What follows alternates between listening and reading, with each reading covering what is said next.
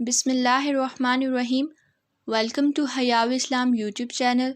آج کی ویڈیو میں ہم بات کرنے والے ہیں اللہ تعالیٰ کا خوبصورت نام یا رحیم کے پڑھنے کے کیا کیا فائدے ہیں۔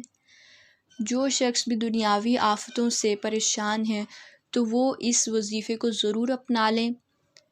وظیفہ سنیں۔ جو شخص روزانہ ہر نماز کے بعد 100 مرتبہ یا رحیم پڑھے گا تو تمام دنیاوی آفتوں سے محفوظ رہے گا اور تمام مخلوق اس پر مہربان ہو جائے گی انشاءاللہ۔ اس لیے آپ نے ہر نماز کے بعد کم سے کم 100 مرتبہ یا رحیم ضرور پڑھنا ہے اور اس کے معنی کو ذہن میں رکھتے ہوئے پڑھنا ہے تو انشاءاللہ تمام دنیاوی آفتیں آپ سے دور ہو جائیں گی۔ یہی آج کی ویڈیو کا لیسن ہے۔ امید ہے آپ لوگوں کو ویڈیو اچھی لگی ہوگی۔